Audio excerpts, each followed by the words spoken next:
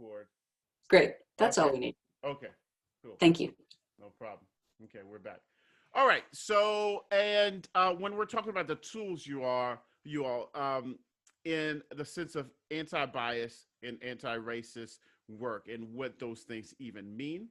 And finally, identifying actions that you personally will take in your daily lives as you move forward in this work. Okay, good to go. So this word culture, okay, um, kind of a base word in everything that we do when it comes to identity, right? And so I put two quick definitions in here that we're going to use in our conversation. Culture is the collective programming of the mind which distinguishes the members of one category of people from another. Okay? And it primarily consists of symbolic, right, intangible aspects of human societies. It is the values, right, the symbols, the interpretations and perspectives that distinguish one from another. Okay, let me pull this down because I can't see. Okay. All right, so now when we're talking about culture, right, it's all good. We know about our own culture and who we are, where we're from, and all of that. But when you hear about cultural competency, right? These are tools in behaviors and attitudes that we use when we're in a system, when we're in an institution with your friends in school, in classes, right? Things that we need to use to work effectively in cross-cultural situations, right? Because Caitlin and Mateo and Caden and Connie don't necessarily come from the same place or grew up together, right? But they have to work effectively cross-culturally, right? How do you develop authentic relationships with people cross-culturally?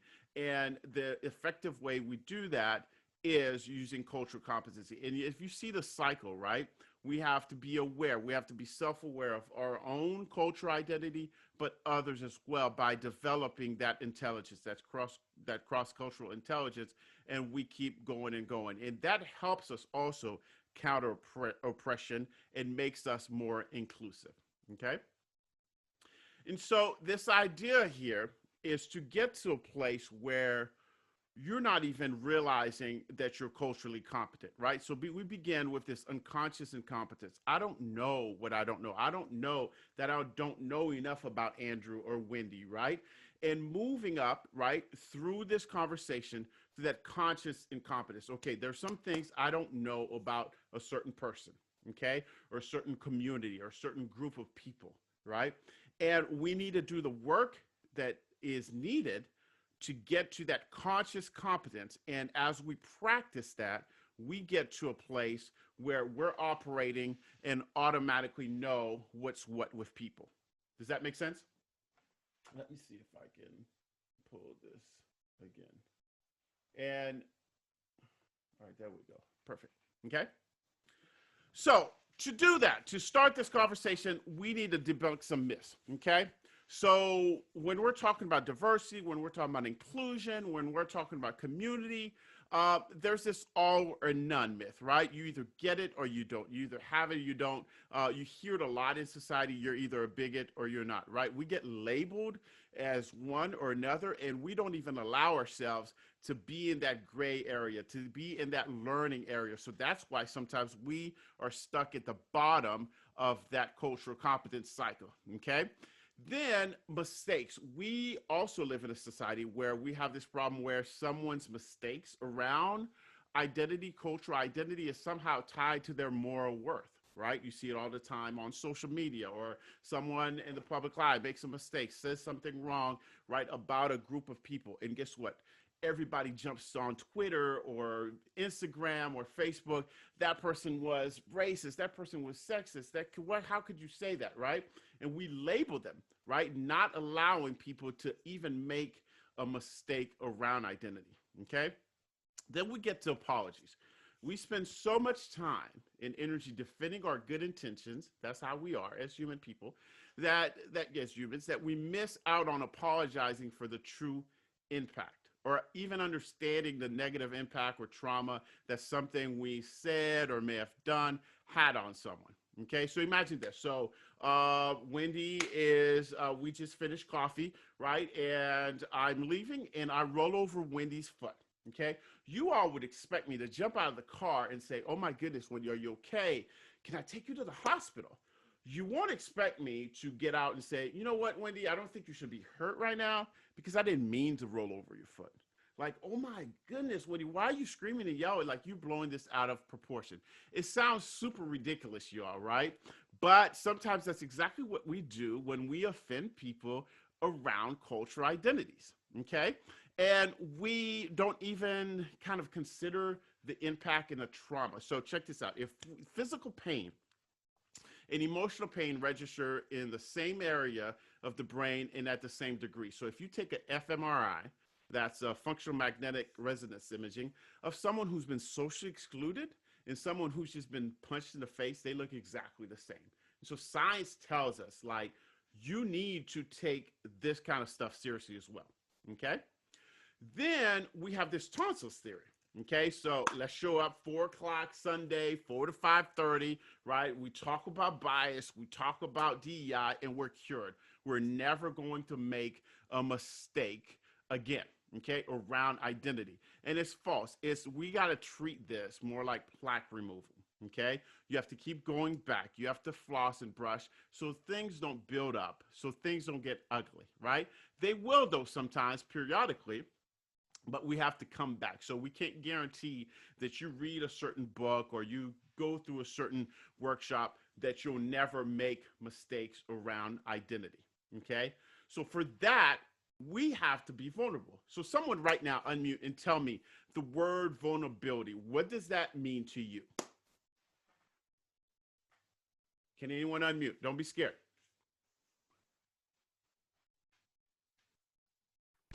Like expressing their opinions freely, like without the thought of being judged.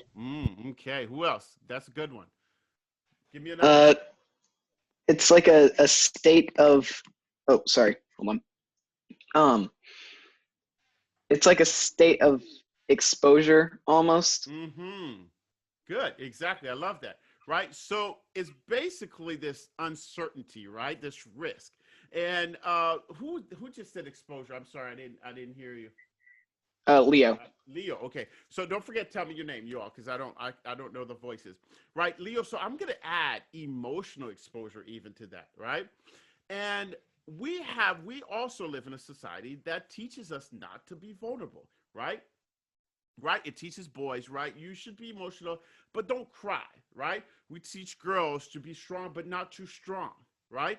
And that's what happens. And sometimes that doesn't allow us to have courage around these things, right? And I want to remind you that courage is born out of vulnerability, okay? Not strength, but out of vulnerability. So it is okay to put yourself out there. You're going to say things that aren't going to be correct, but you have to make sure you bring out that courage out of yourself when we're doing this, we're having these conversations. Okay. So we talked about culture, okay, a little bit. Um, but diversity, okay. So the last 10, 15, 20 years, when we talked about diversity, like if you're at a workshop, a lot of people would sit back and say, well, that's not about me. Why? Because when we talk about diversity, the first thing we think about is what? Race. Also, we think about it in a binary way, in a black and white way. And so we miss out on really unpacking diversity, and really the correct term we should use so that doesn't happen is identity, right? Because diversity is about all of us. It's about you. It's about Caitlin. It's about Andrew, Connie, etc. Right? And it's also about every part of your journey, where you were born, where you were raised, who was in your household, who were your friends, what books you read, what movies you watched, what school you went to, who your dentist was, what grocery stores you went to. All of your journey kind of puts together your identity, right? So although we have the culture part that we talk about, right, religion and perspectives and all that, but your identity kind of has all of these things put together. Okay. And it's super complex. Even your, when we're talking about geography, right? Where you are, right, has an effect on your identity. So check me out. So I was born and raised in Port-au-Prince, Haiti. Okay. Do you know where that is? Anyone know where that is? It's in the Caribbean. Okay. And my mother is white American, and my father is black and Haitian. And I grew up there all the way through high school. So I came here my senior year of high school. And in Haiti, there's this colorism issue, right? And so, due to the tone of my skin, I was assumed to be very wealthy and very educated, just based on the tone, the lightness of my skin. And so I grew up like that, okay? And then I came to the States my senior year of high school, and that was the first time that I was identified as a race. I was black, okay? And so I was like, wait a minute, like, how's this work? Like, my mom's white, my dad's black. Do I get to pick my race? Like, how's this work, right? But also, the assumptions totally flipped. Now I was assumed to be very poor and very uneducated because you also added the language there as well. So this was many years ago, and my English wasn't that perfect, right? So based on just the geography coming here, okay, and depending on the community that I was in. So if I'm around certain white people, I was assumed certain way. If I was in a black community, I was assumed to be a certain thing. You add the classical music. I was classically trained. And so now I came from an orchestra where everyone looked like me to being the only black male in an orchestra. So the Simpsons came out of the woodwork. Okay. So does that make sense? So depending on where you are, your identity, the perceptions of your identity even changes, right? Okay. Everyone good on that? Any questions? Good. So it brings us to the heart of the matter, okay? We know that these dimensions are many, and the intersectionality of it is pretty crazy, right? And so let's say, for example, a white male and a white female will have different experiences. A Latino person from one country will have different perspectives and experiences from a Latino from a different country. Does that make sense? It goes on and goes on, okay? And so that's how complex it is. And we filter everything through that. Okay. So we have to understand that all these perspectives also drive our own behaviors. Okay. And we got to know that it impacts others. So we are in 2020 in a challenging year. We're talking about COVID. We're talking about online learning. We're talking about, like, right now, remote Zoom meetings. We're talking about shortages of Lysol, where everything, right? It's social and racial unrest. You have to understand now, from the dimensions of identity we just talked about, all communication, every single thing is filtered through your own cultural perspective. So even COVID, right? It's going to just something you watch on TV tonight about COVID or about social and racial unrest. It's going to be totally different for every single person. Even two people who share the same race, even two people who share the same religion, okay? It's going to be different. And we have to understand that, okay? And that's one big barrier that we have when we're communicating cross-culturally, because we don't stop and say, oh my goodness, that person will have a completely different perspective due to the fact that they have a different cultural filter. Does that make sense? Awesome. Oops. Okay. Whoa. Okay. So let's stop right there, because that was a lot. So does anyone want to kind of unmute and share? I'd love to hear from you some of your filters in this group, some of your cultural filters when you're looking at your identity, from everything we talked about, from your cultural identity. What are some of your filters?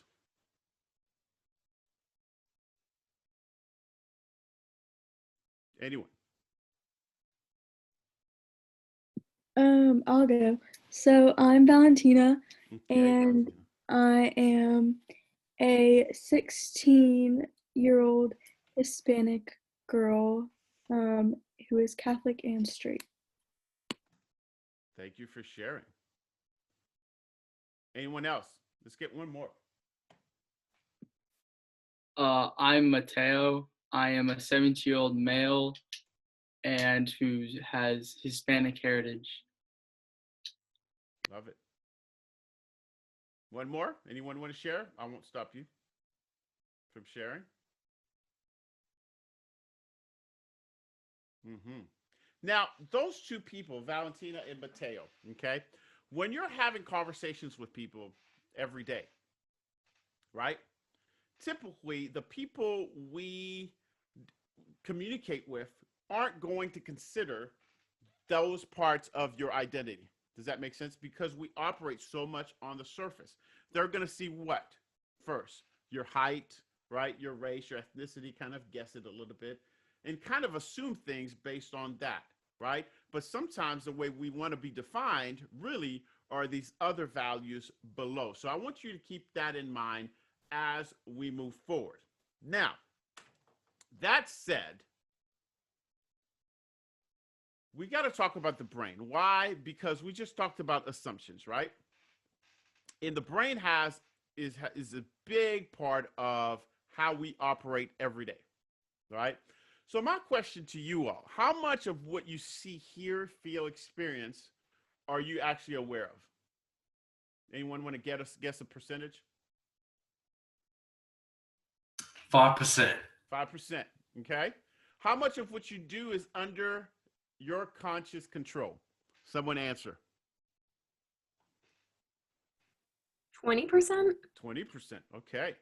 And how accurate is your judgment of what you see, hear, feel, experience? Probably not very accurate. Probably not very accurate, okay. This is a tough one for us. How fair-minded are you? I think it depends on your cultural background, just like we were talking about. Oh, like really? the Okay. the world through. Okay. So check this out, you all. The human mind takes in 11 million bits of information every minute, but is only consciously aware of 40. So I'm not the math person in this meeting, but definitely less than 10, less than 5%, right? And since our brain cannot process 11 million bits of information, it takes mental shortcuts, okay? We do this and we're not even aware of that, okay? And that's going to affect everything that we do, okay? So we think we should be able to trust our own thoughts, right? But you can type this in Google. We're not going to go into this article. We don't have the time, but it's kind of really, really, really terrifying when we realize that our brain is taking all these shortcuts and it's missing out on so much information, right? Because it's taking in so many. So it's not considering all of it. So we think we notice everything, but we miss out a lot, right? On a lot. And so our brain has to assume things, right? Usually assume we're right? Fills in the gaps for us, okay? It kind of edits things as we go. So we're going to do this exercise, okay? I want you to read this. Take 20 seconds to read this.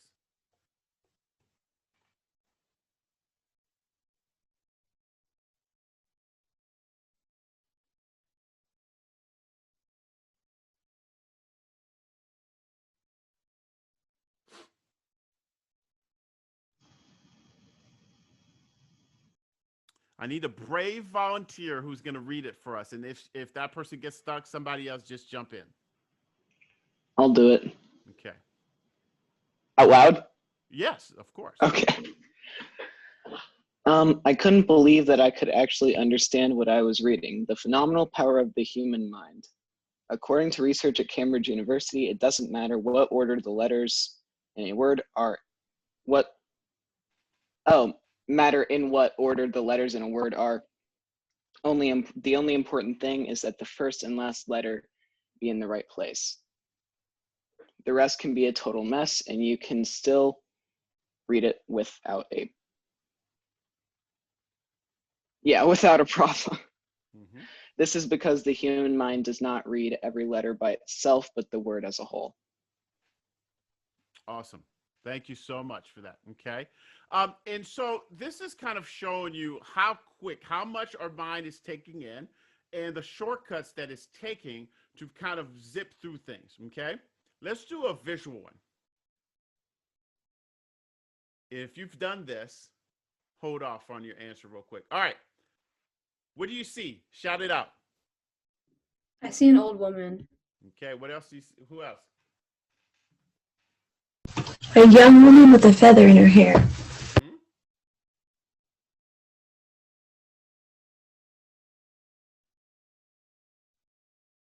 Does everyone see the young woman? I also see the young woman. Right? How many people see the old woman?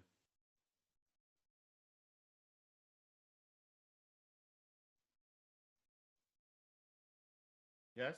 I see a few hands. So, when we see something, right, our brain automatically tries to see whatever it needs to see, right? And so some people may have seen the young woman first, and some people may have seen the old woman first, right?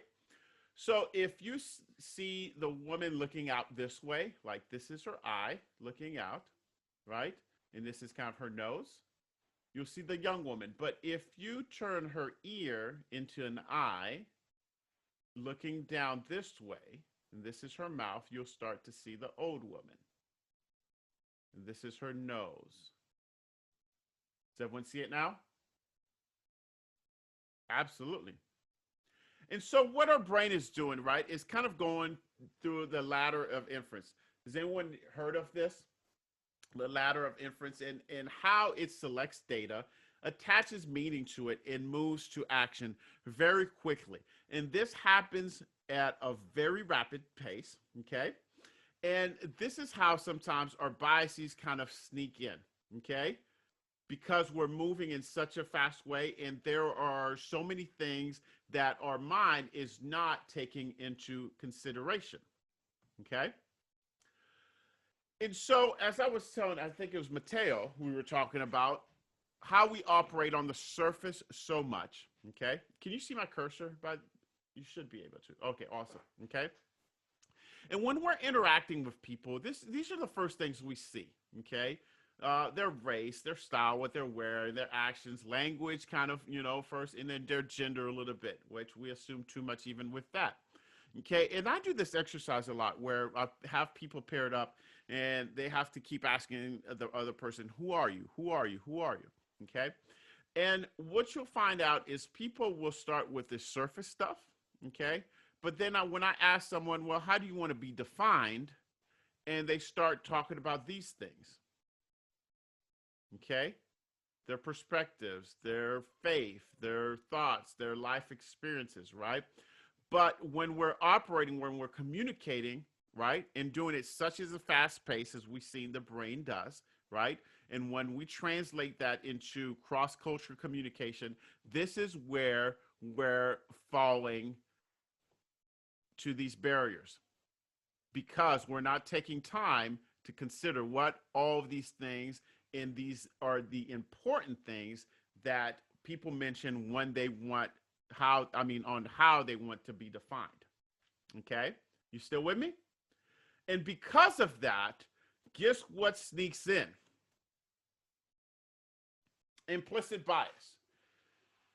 Raise your hand if you've heard of this term. I think everybody in here probably. No? Okay. So implicit bias, let's just do a little definition first, okay? A preference for, keep in mind, for or against a person or group of people that operate at a subconscious level, right? So we're not aware that we even have them. Or we may say, okay, we know we have them, but many times we're not even aware when they show up, okay? These are triggered automatically through rapid association, remember rapid, of people, groups, objects, and their attitudes and stereotypes about them. So remember when we were doing that two truths and a lie, a lot of times now, when we're not in person, obviously, but if we were to do that activity in person, right, you look at a person and you're kind of like quickly trying to figure out what's true about that person, what's the lie about that person, right? And when we meet people, when we engage with people, that's exactly what we do. In our brain, what it does, you all, it rapidly associates certain stereotypes with the person depending on how you see that person. Does that make sense? So if you see a tall black person, your brain might automatically say, what basketball player? Does that make sense? Okay. These run contrary to our stated beliefs. It doesn't mean you actually believe this stuff, right? It does not mean that whatsoever. Okay. So, for example, we can say that we believe in equity. We all want to say that we're good people. Okay. But then sometimes behave in ways that are biased and discriminatory. Does that make sense to everyone? Any questions on that? Okay. So if we had to define implicit bias, okay, we'll see that it's sometimes even both favorable, right, and unfavorable assessments. For example, you may say that you may be more excited about shopping with if you're a person, you may be with a friend versus a sibling, or your mother versus your brother. Does that make sense? Um, it is also shaped by and learned from the society and community in which we live. It happens super early, right? At a very young age, even at 2 years old, we're already shaping our mind on who people are.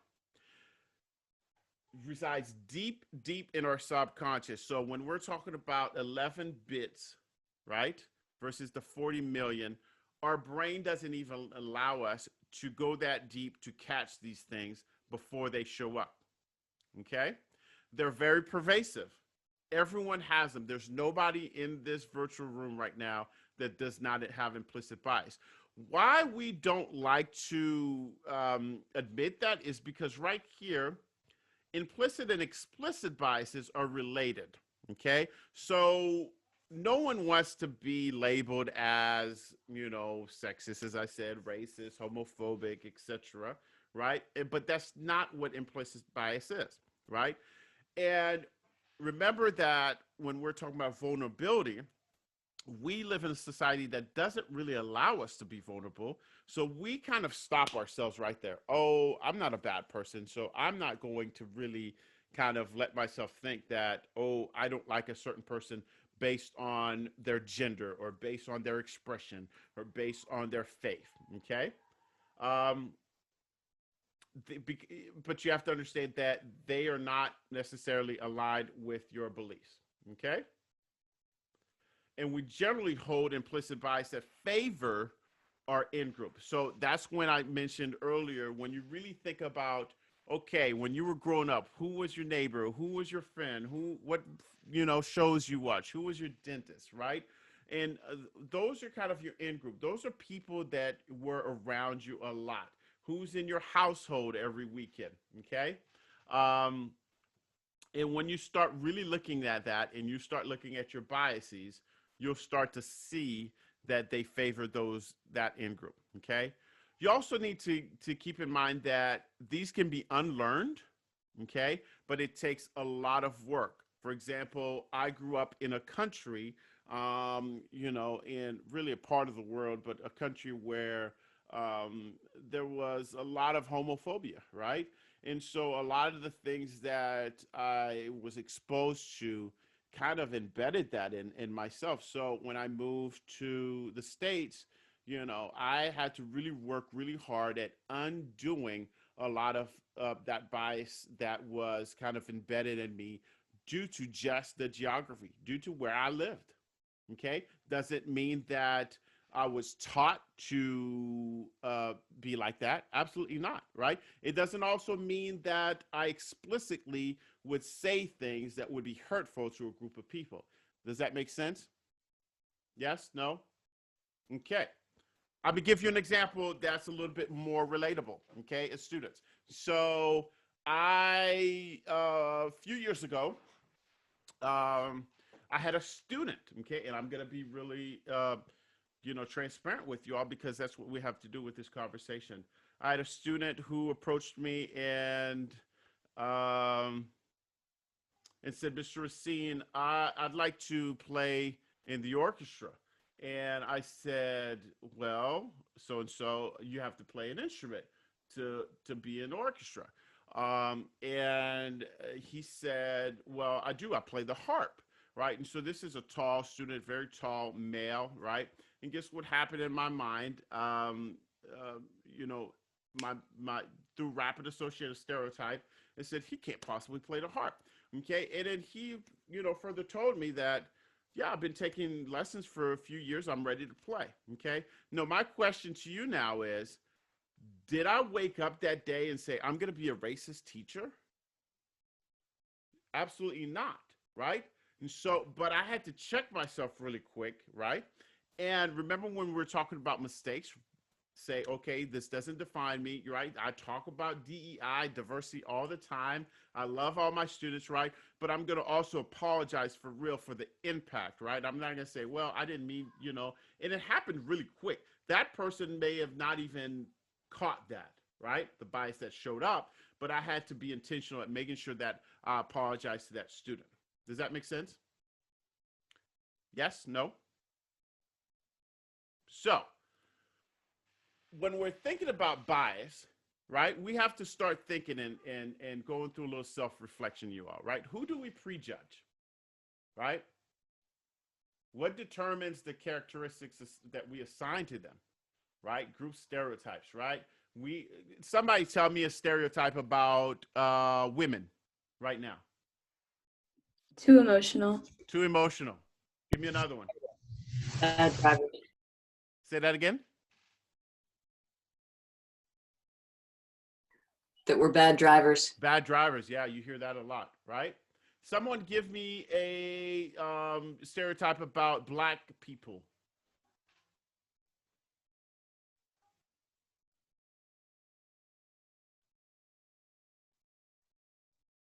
None? Like typically poor, just like that's what people seem to think, I guess. Mm-hmm. How about Black women? Have you ever heard a stereotype They're about Black angry, women? like, or too loud. Too loud, too angry, right? So look at that intersectionality, right? When I said stereotype about women, you said too emotional. And then when you say Black women, right, too loud or too angry, okay? So even the intersectionality is pretty complex, right? So do we always know when we are prejudging people, okay? No, not always, okay? So the goal is to become more aware and notice patterns, right? And so we need to think about, how do we do this? Actions, things we say, right, and microaggressions that we'll cover, okay?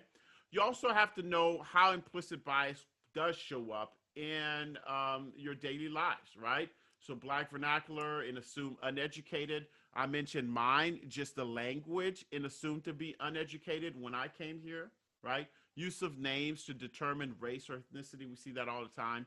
Here's another big one: poverty as an indicator of education. Okay. And I see that a lot in the work that I do. Okay. Can you all tell me a few more examples of implicit bias that you see in your daily lives?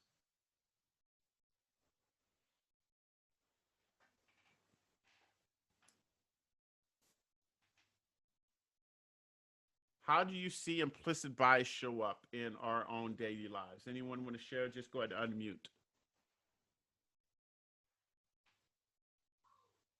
I know I work at a store, and so sometimes if someone comes in and is like dressed, maybe they look like they either are homeless or like are like in like immediate response is like to think they're asking for money or something like that. Mm-hmm. Thanks for sharing. Someone else?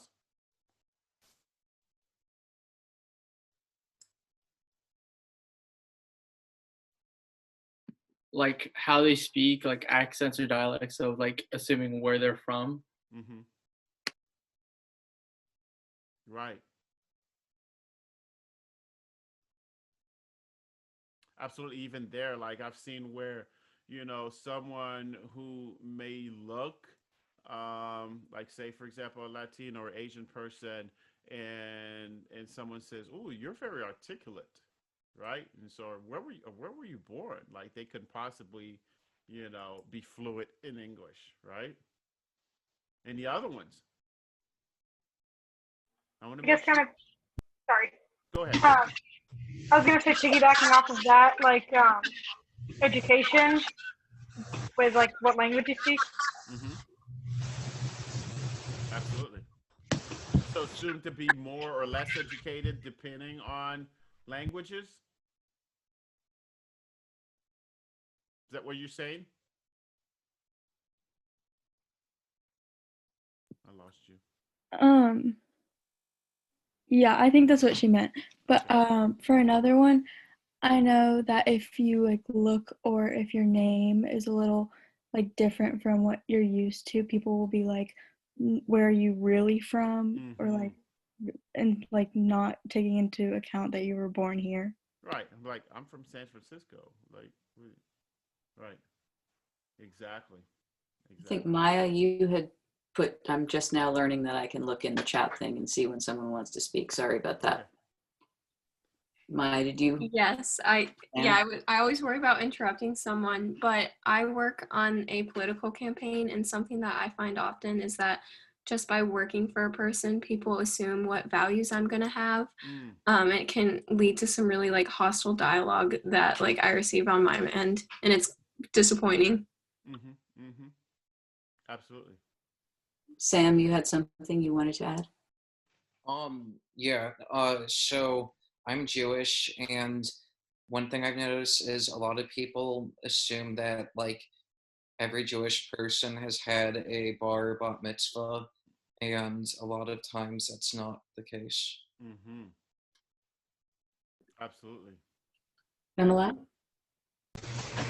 Another thing, kind of piggybacking on religion, is I am Catholic, and so normally a lot of people talk about like how extreme every single Catholic is, and like how like they're very orthodox and like hate everyone, but when that's not the case. Mm-hmm. Julia, and then Mia also had comments. Well, for me, I work in the kitchen and like this one place, and there a lot of the people there speak Spanish, and I've only been working there for maybe like 2 or 3 months. And the people from the front who come to ask for food will ask me questions, even though I have no idea what I'm doing, and all these other people are like the managers and the supervisors, Mm. and they'll ask me just because like I'm the only one who's white and I like don't speak Spanish. Right. Mm-hmm. One that I just experienced, a lot of people, like if I'm with another friend who's also Asian, people will ask like, oh, are you sisters? Or like if any two people are the same race, they'll be like, oh, like you're sisters, you're related. And they'll just assume that. Mm-hmm. What I get a lot is when people see me with my parents, they're like, oh, I didn't know you were adopted. And I was like, I'm not.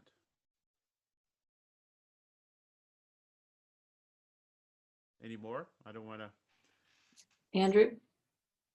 This is like a really old one, but when people first meet me, they think I like got my PhD from like Oxford, but I obviously, and then I tell them that I'm from South Africa, and then they automatically just switch to like the other side of the spectrum, and they're like, well, were you adopted? Or like, did your parents just like, were you born like on a safari or something? Mm-hmm. So that's like, it's definitely a unique one. Obviously, it's not that big of a deal, but. Right, right, right. And what's interesting though, you all too, is and Wendy, let me know if there's any other dots in the chat. I'm sorry, I can't see it.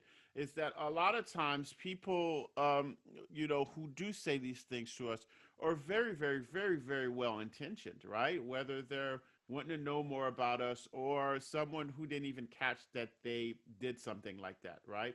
And then you do have the explicit bias where some people do certain things on purpose, right? And they just need some help. But no, but sometimes it's our friends. Sometimes it's our teachers or students. For me, sometimes it's a coworker, right? Just as someone said. And the way this manifests, you all, in many of these things that you just mentioned, are called microaggressions, right? And these are everyday actions, sayings, behaviors, even that have harmful effects on people, right?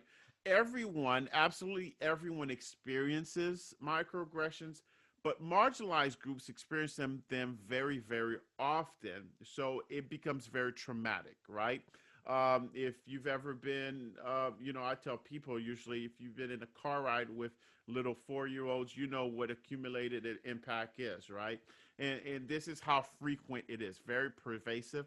And it's based on stereotype, absolutely stereotype. Stereotypes that we learn, you all, through social media, through books that we read, through movies that we watched, right? And a lot of the interaction we have is not even built on, based on actual true things about folks' identities, right? And finally, understanding that it's mostly most of the time unintended. Okay, now these microaggressions, you all, kind of show up in different ways, right? The micro assaults that you see sometimes are overt forms of discrimination, and I kind of like to put it in a macro aggression, but I still put it in there, right? And it's usually based on race, gender, identity, and expression, right? But then you have these micro insults that we experience every day. These are the small insensitive comments, you all, like, for example, I don't see you as a woman, or I don't see you as a Latino, or, oh, how about this one? You're not like the others. Okay. Or what did someone mention? Where are you really from? Right. If you're saying that to a person, right? Or I don't see color. Okay. Well, then you don't see me. Right. You also have the micro invalidations. This is when you deny someone's feelings, experiences, and thoughts on a social emotional issue, right? So, like, for example, you say to someone, well, it could be worse. Okay. And so that's absolutely not good. Okay. Let me see. I lost this. Any other examples of microaggressions that you can share? Anybody? Here's one when people say, hey, there's only one race, the human race, right? And so kind of denying, so that whole micro invalidation, denying someone's individual identity.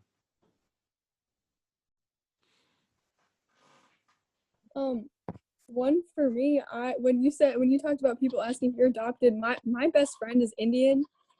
And the first time I met her mom before her, and her mom is really pale and has like blonde hair. And so the first time I met her, I was like, who's this girl with this hat? Like, whatever. And then her sister came and she was also Indian. And then I met their dad and I was like, oh, but like at first I was like I almost thought she was like babysitting when she was like, oh, I'm going to go get mom, whatever. And like, we've talked about it since, but like, I just was totally not. Absolutely. Absolutely. Right. There's so many small, short ones too we hear and that we don't really think about, like someone say, oh, that's so white. Like, what does that even mean? Or if I hear young people say, hey, that's so gay. Or like, I remember one time, middle school said that movie was gay. And I was like, does that movie like other movies? Like, is it attracted to other movies? Sometimes, asking open-ended questions to kind of follow up really helps with that. So thanks for sharing. So, you're going to commit these microaggressions. You're going to witness them. You're going to experience them. Yes, Wendy, sorry. Sorry. I can't let anyone into the waiting room. And I'm wondering if you are able to do that. I keep getting this beep. Is that what it was? Oh, for waiting. Okay, sorry. Here we go. Admit. So sorry. That's okay. Admit all. Oh, great. And Lauren, do you want to call in too now? Lauren Wood's on FaceTime. I'm just holding her here so she can participate. I'm so sorry. No, that's all right. Looking at that window. I didn't realize that I couldn't do it when. Yeah. So, okay. We should have switched it. There's a way like you are still the host as well, but it's all good. All right. So everyone's in now, right? Yes. Okay. Awesome. Thank you for that message, Caden. Sorry about that, you all. Okay. So as I was saying, So when you're told about these mistakes that you may make, you need to make sure that you listen with full attention, right? Not to reply, right? Because remember when we're talking about apologies earlier or mistakes, right? We all want to, we all know that, you're well-intentioned people. You don't want to be labeled as a bad person. So what we usually do is try to reply or defend ourselves right away. And when we do that, we miss out on really understanding the impact that whatever we said or did may have had on someone. Okay. But while you're listening with that full attention, understanding that your mistakes don't define you, and whatever that person is saying to you to check you to make sure, hey, that wasn't cool, to take it as a gift. Okay. And, make sure that you're really thinking about the impact that something that was said or done has on someone over your good intentions. Okay. And from that part, apologize for real. So you're not going to say, remember earlier I said, oh, Wendy, I didn't really mean it that way. So that's saying, oh, the impact doesn't mean anything, right? You need to apologize by talking about the actual impact, which we'll cover here in a second, right here, right? And I call it being a deer, right? So this is if someone, sorry, I'm gonna backtrack. This is if you experience a microaggression or if you're going to interrupt it with care. So like, for example, I can't remember the person's name, if something was said to you in a way. So what you want to do is affirm the person of relationship. Okay. Obviously, if it's a friend, if it's a coworker, if it's a classmate, describe the behavior without judgment. So if somebody says something, what you don't want to jump out and say, that was racist. What's that person going to do is automatically shut down, defend themselves. No one wants to be labeled that, right? And they're not even going to understand exactly what happened. So you want to describe the behavior without judgment. Explain the emotion impact in your filters. That's why I mentioned the filters earlier, right? Some of you described your own filters. People need to understand that so then they can see, oh, well, of course that was a terrible thing to say or do. Also, assume positive intent, right? And request finally or suggest different behavior. I know that's a lot right there for you all to take and screenshot this if you can. Also, I can send it to you all later. But this is a huge tool for navigating microaggressions, for navigating implicit bias, to continue to foster and develop authentic relationships cross culturally with people. So I encourage you to use that as a tool, okay? And what you don't want to do is deny something automatically because then you're going into this cognitive dissonance zone, right? And sometimes we hold this core belief that is very strong. And even when you're presented evidence that works against that belief, you're right, it can't be accepted, right? I can't possibly be a terrible person, right? That's what you're selling to yourself. So you kind of push back, okay? And that doesn't get us anywhere, absolutely anywhere. Okay?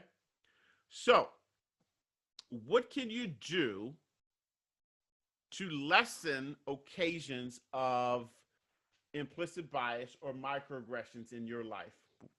What do you think?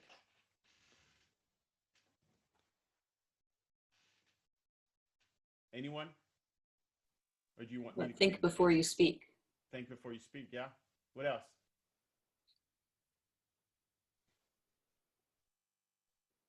No one. I feel like this is kind of like a basic one, Yeah. but if you do say something that's a microaggression and someone does say something to you, kind of like evaluate how like its position in your life. So if you say that lots of times, like understand that you say that lots of times and that it hurts people, and then kind of like try to work that outside of your vocabulary. Absolutely. Absolutely. Anyone Um, else? this is Sam speaking.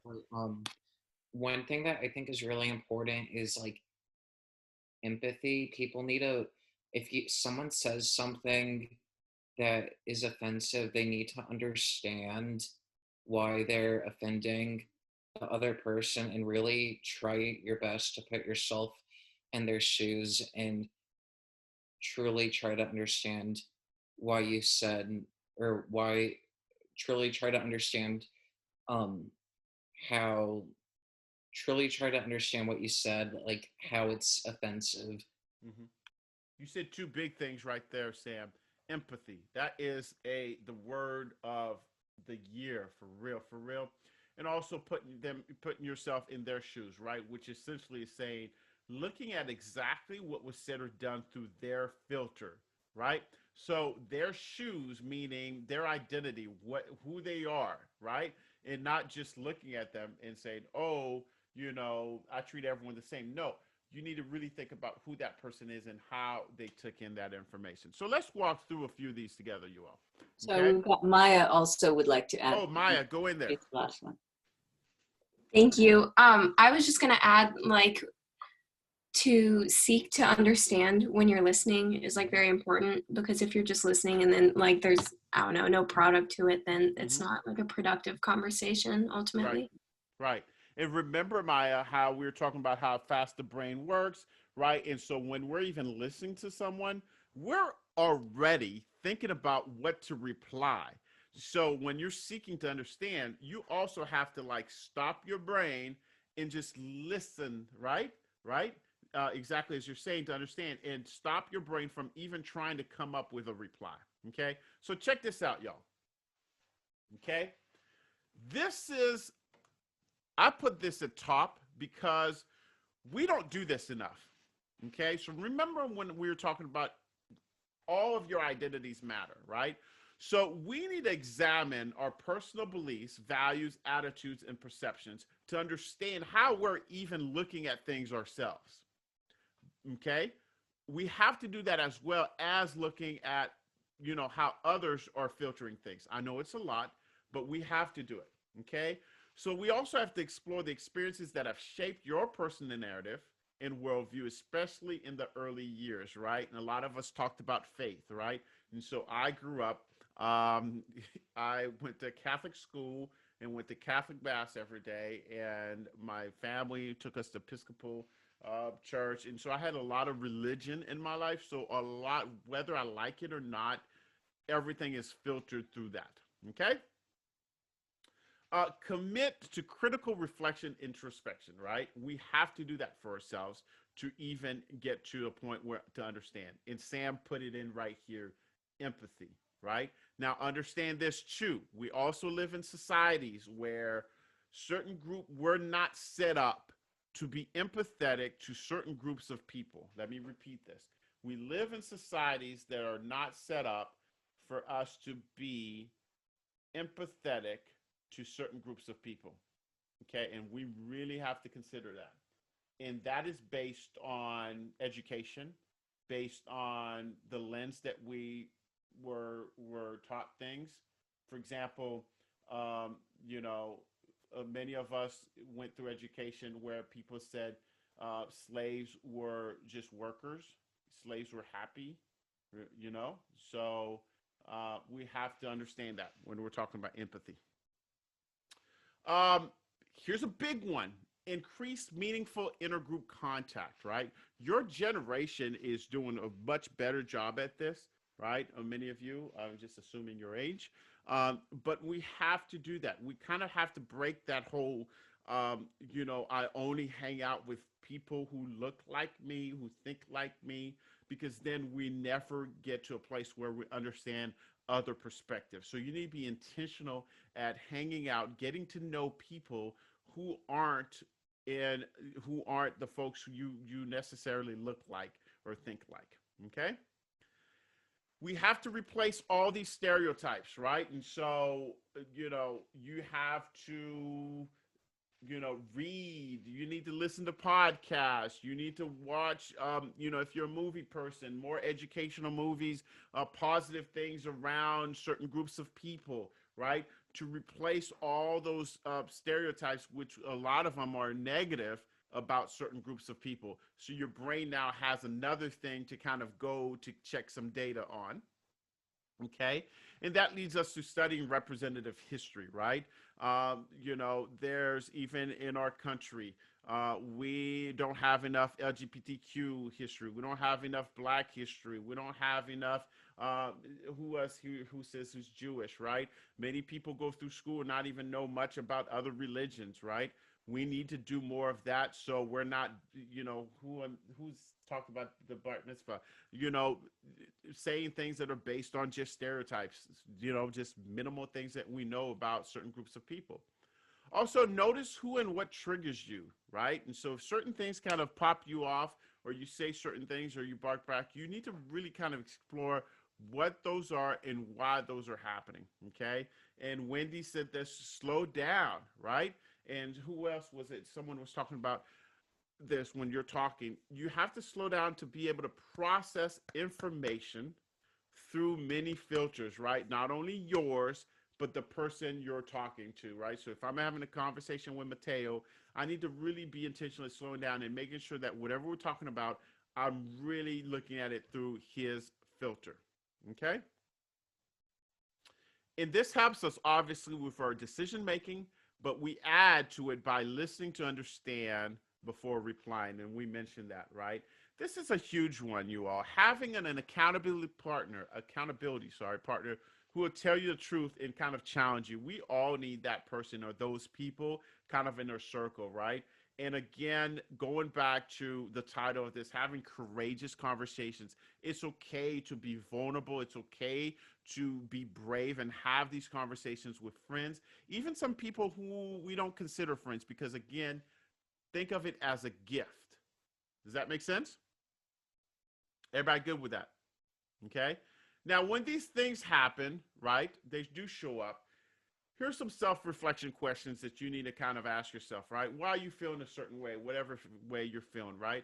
Would I behave this way if this person were, right? So when you commit a microaggression, would I behave that way? What do I really know about the person, right? What do I really know about that faith? I really know about that community, right? Then think about, what are my values, right? And so this idea of bridging the gap between our professed values, right? We want to be good people, and our daily behaviors. We need to bridge that gap, okay? And how do I then behave according to my values? That's what we need to do, okay?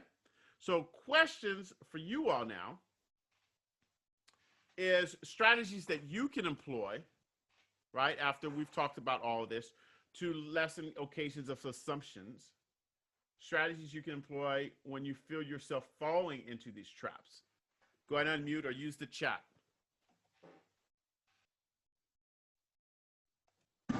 Hi, this is Emmeline speaking.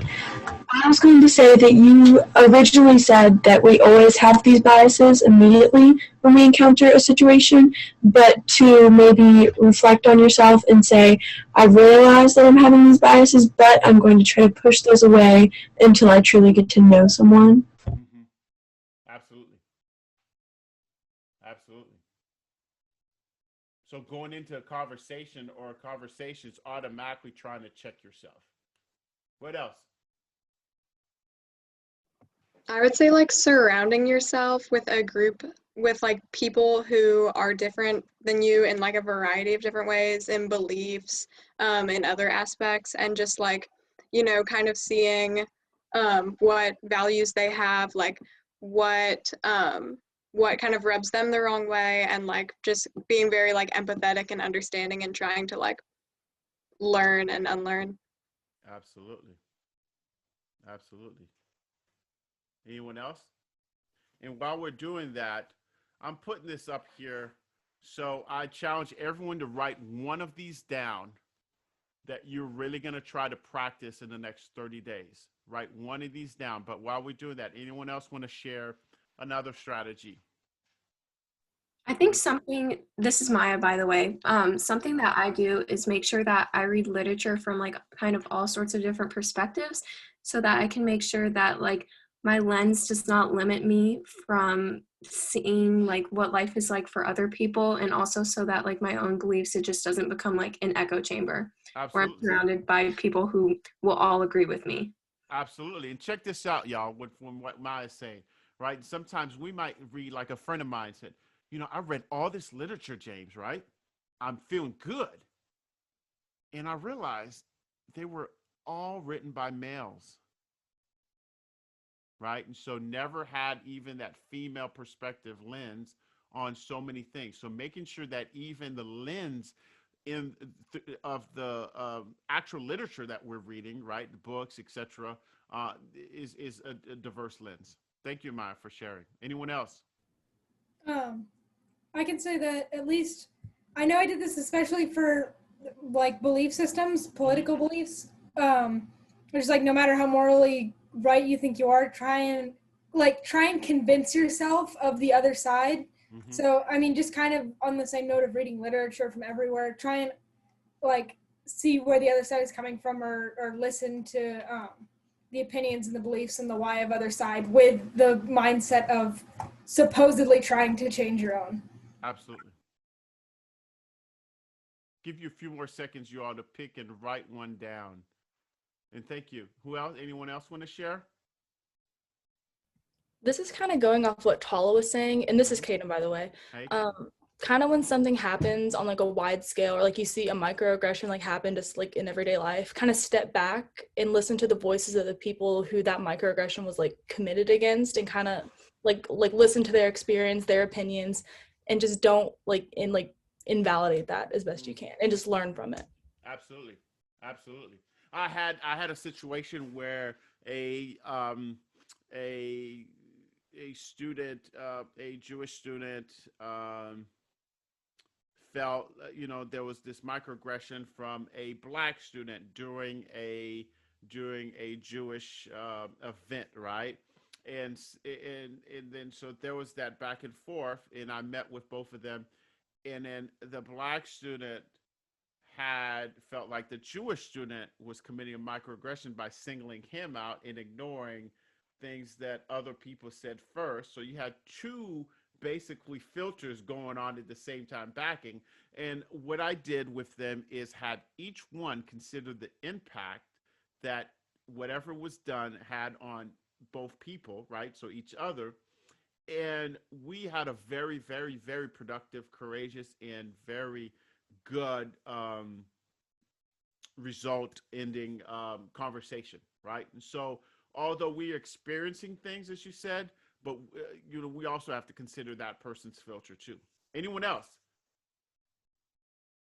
This is Valentina talking, and kind of to piggyback off of what Caden was saying, don't like invalidate what like the person who the microaggression was said against, but also don't try to speak on top of them, or like try to like make yourself the point of like focus in the conversation. Like also uplift their voices because they're the ones with that lens. Absolutely. And who were personally affected. Absolutely. These are all great. Y'all are amazing. Y'all are amazing. What a great group. Anyone else? I want to be considerate of your time, so I know I'm over the hour. So, anyone else have anything? Last opportunity. Give me a thumbs up if you wrote down your tool that you're going to use to explore. Okay. Wonderful. And so, I'm going to leave you with this thought. Okay, the next kind of workshop I would do is a proactive workshop. In this title right here, this anti-racism that you hear now coming out of this summer is one, okay? And I just put a quote up here. It's an active process of identifying and eliminating racism by changing systems, organizational structures, policies, and practices and attitudes so that the power is redistributed and shared equitably, okay? And you all, as we're finishing up, what I want you to understand is that we can have all these tools and awareness and understanding, right? But we also have to be leaders in act, okay? And so this idea of anti-racism or anti-bias work, etc., is this proactive approach of undoing things. So all these tools that we even shared right now are kind of anti-racist. You can apply to that tools that you can work on to kind of counter oppression, counter things, right? So reading representative history is a way to do anti-racist work. Does that make sense? And I want you to keep that in mind. I'm touching the wrong computer here. And this is what it's going to look like for that cycle, right? A lot of people, still this day will deny that racism is a problem. Okay, we may put that in a fear zone, or they explicitly really think that, right? A lot of us strive to be comfortable. We don't really want to get into conversations that may become debates or arguments, whether it's political reasons or etc., or authority or risk of social kind of connections. Okay, but I encourage you all to push yourself in the learning zone with these tools that we just talked about when it comes to race in our country, in our world, right? And screenshot this if you need to, or I can send it out later, right? And then do what you need to do through this learning zone to get to a growth zone, right? To promote and advocate for policies and leaders that are anti-racist, that are anti-bias, that are anti-whatever it is that's oppressive in our country, okay? Identify how you may unknowingly benefit also from racism, okay? We have to talk about privilege in that kind of conversation, okay? Educate yourself, but also your peers on how racism harms our profession, our communities, etc., okay? And don't let mistakes, you're gonna make mistakes, okay? I make mistakes, you all will make mistakes. Don't let that deter you from being better, okay? Any questions on that? Okay, and then if you're ready, there's an awesome book called How to Be an Anti-Racist. Anyone read that in here? By Ibram X. Kendi. Okay, very good book. There's also Stamped, which is a very good book by the same author. I encourage you, if you're ready for that kind of literature, to check it out. And reminder that we use this word community so much in everything that we do: schools, institutions, city, community, your church, if you go to a church, whatever. But we really need to consider everything that goes with building a community. Vigilant awareness, we talked about that. Of the work, we talked about that we must continually do, right? Continually do. 15 years ago in schools, we weren't talking about how to be inclusive to trans students, right? Today we are. 15 years from now, we'll talk about something else. 15 years ago, we weren't talking about, Islamophobia. We need to talk about that, right? To undermine all the socialization that leads us to behave in ways that perpetuate domination, implicit bias, stereotypes, etc. We have to consider all of this in our everyday lives, in our everyday behaviors, in our everyday language, even the language, right? So it was a couple years ago, I said, I was talking to my school community and I said, the word guys, we walk in the room, hey guys, you're in a conversation, hey guys, even just that word, can we change that to make sure we're doing something proactive to make sure we're inclusive to everyone? Because someone may not want to be, specified in a gender way. Does that make sense? So all the little things that we need to consider to build community, I encourage you to do that. And I really thank you for your time. Do you have any questions for me or last minute questions about anything we talked about? I think Andrew had a comment he wanted to share, something. Yeah, I just want to be aware of everyone's time, so I'll make it really quick. And this might be a little controversial, but you've really emphasized trying and failing and getting back up again and trying to just learn from your mistakes, which I think is absolutely great. I think it's a great way to just grow our mindsets in society. But in a society that's so dominated by, which I find maybe is not true, but people just trying to cancel each other out and just isolate them if they make one mistake. You're out of society. Right. How can we counter that? Is that acceptable? So what are your thoughts on that? Absolutely. It's the cancel behavior, right? Exactly what you mentioned, that yeah. All or none, but also, kind of where these mistakes are somehow tied to that person's moral worth. And this is where you need to be continually being leaders, explaining this whole idea of bias, explaining this idea of impact versus intent, right? And so this work needs to continue beyond just what we did today, right? And so you all as young leaders have to continue to have these conversations with other people so it spreads and spreads and spreads, right? And that's how we counter that, through that proactive approach. How to be an anti-racist, how to be anti-whatever, right? Is through that proactive conversation and approach. Got it. Thank you. We're never going to, uh, it also, let me say this. Another thing is you have to expect non-closure. You're not going to you're not going to bring world peace in a conversation. You're not always going to solve a problem in a conversation. So you have to expect that sometimes you won't have that result in one conversation. Okay? That's probably a very hard thing to accept. Mm-hmm. Yeah. Sam and Valen and Eli all had something they wanted to share. Sam, why don't you go ahead? Mr. Sheen, do you think there's any way that you could share this presentation with us, or like send it? Absolutely. I will send it to Wendy and she'll help me get that to you. Yeah, absolutely. I think it's, I really want to make sure that everybody who wasn't able to be here for the entire time or couldn't join at all has a chance. I think and I'd like to watch it again. Okay. Thank you. That was my request as well. For also, Eli? Okay. And Valen, you had something that you wanted to share. Okay. I have a question for you, Mr. Racine.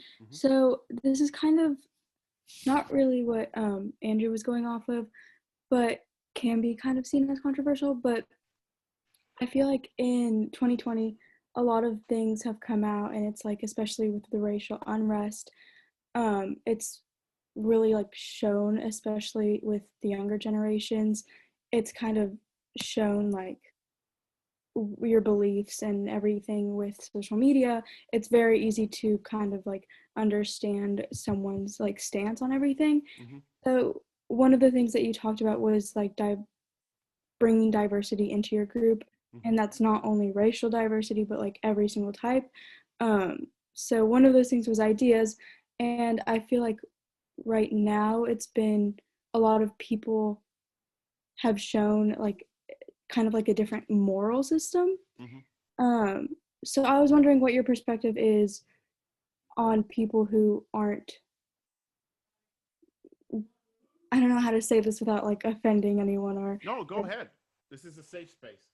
So like people who are kind of ending friendships or are kind of isolating themselves from certain people because of their moral beliefs, not because of their identity or because of their religion, or just kind of what they feel like is important and what isn't, what they don't feel like is important. Absolutely. There's two things to that. There's one, it's Valentina, right?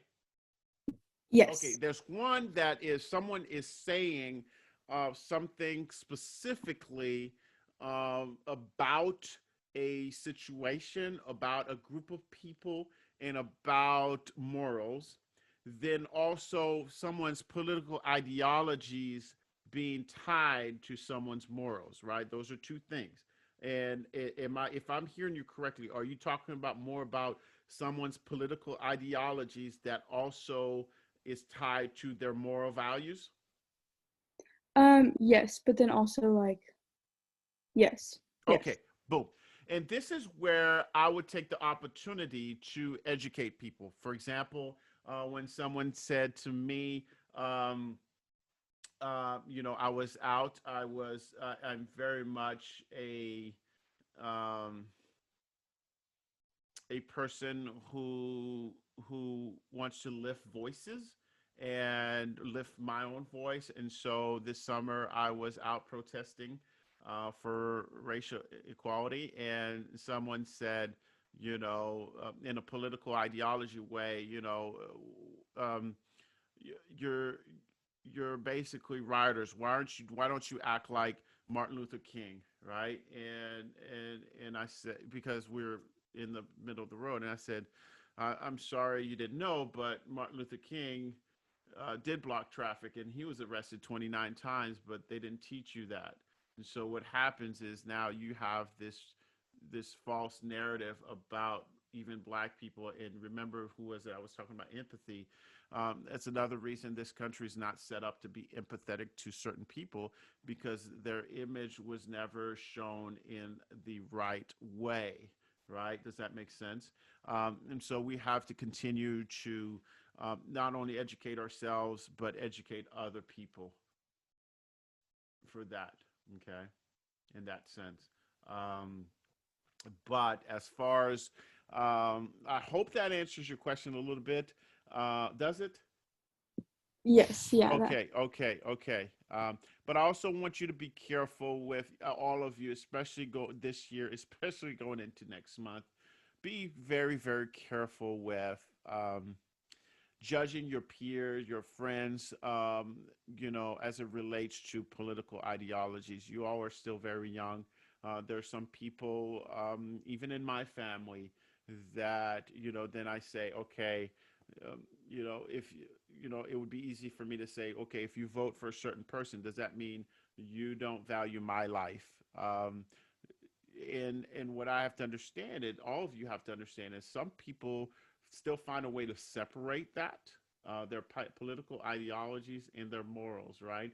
And so you just have to be careful how you navigate that, especially with friends and family. But continue to educate people. I think Tala had something to ask or share. And then I think she's the last one. Okay. Laurel had to leave. She said to say thank you. Oh, thank you, Tala. Yeah, this is kind of similar to what you were saying before, but I mean, I guess you're not going to possibly be able to convince everybody you talk to, or like some people don't necessarily like, I forgot, you mentioned it earlier, where it's like kind of a set mindset of core beliefs that you don't change. And so you can't possibly convince everyone. For those people who hold different, like clashing moral values with you, but, and it also ties into that cancel culture of, do you disconnect from people who hold clashing moral values that at least you don't feel like you can educate in this sense? You can always, because you have to also consider people's filters, right? So sometimes we kind of put a label on some people's moral values when we don't even consider their cultural filter, right? And so sometimes they may be, especially like, for example, let's say this, if you're very religious and in a way that you have problems with abortion, right, which is a political issue, and you're saying, oh, that person who is voting a certain way, you don't have any values because you support abortion. Does that make sense? And so you have to stop. Everyone always has to stop and really consider someone's filters before you even kind of go into that conversation, right? The other part is understand that political ideologies shift. You may be Republican one year and Democrat another year, or you know what I'm saying? That's why I say you cannot mix political ideology with cultural identifiers that stay with you for the rest of your life, because political things move around, right? And that's why we also have to be careful with tying that to, say, talking about someone's moral values, right? In Tyler, on top of that, what I just said is stop and consider that person's perspective and filter before you even address that. And you may find that, oh, something based on their culture or their upbringing made them think that way. Okay, I'll give you an example. My grandfather on my mother's side was a deacon in a church in Kentucky. My grandfather at that time, at that church, they were voting on whether a black family could join the church. He was still part of that church after. So should I judge his moral values based on that? That's tricky, but I have to think about all the filters, even time, right? So versus our time right now, his time at that time, how that works, okay?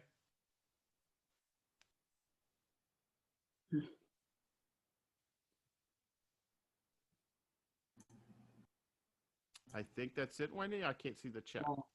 Yep. No, I think that's. Okay. Well, thank you all so much. I'm sorry we went over the time. by quite a bit. I'm sorry. Well, Don't James, yell at me. thank you so much for your time. You've been so generous, and I'm sure that I speak on behalf of all of us that this was so interesting and very, very helpful. Thank you. And it will give us a lot to talk about and a lot to work on, and can't thank you enough, especially on a Sunday afternoon. Absolutely. And if you have follow-up questions, you can reach me. Just shoot me an email. I'd love to continue a conversation and get to know you all better. You all are amazing folks. So keep up the great work. It's a wonderful group. I'm sorry that not everyone could be here, but it's a really We'll get it all to them, terrific though. group of students. So if you would be kind enough to pop me back on as host. I will, but let me make sure I get this video saved first before I mess it up, because I'm known to mess up. All right, so I'll stop share. Okay, make host, okay? Change host. Okay. And then I will stop the recording now, maybe? Or no? Says it's still recording, so I think it's now up to me. You can stop it and do that. Oh, look at that. Yeah. Awesome. Okay, wonderful. All right. And now, Tala, I'm going to ask you, do I record it to the cloud or do I record it to the computer? I'm pretty sure if you record it to the computer, it should save on your computer, but I would probably go with cloud just to be safe. Okay, I'm doing that now. All right. Okay. Okay, thank you so much, James. We really appreciate it. Have a lovely evening. You too. Bye.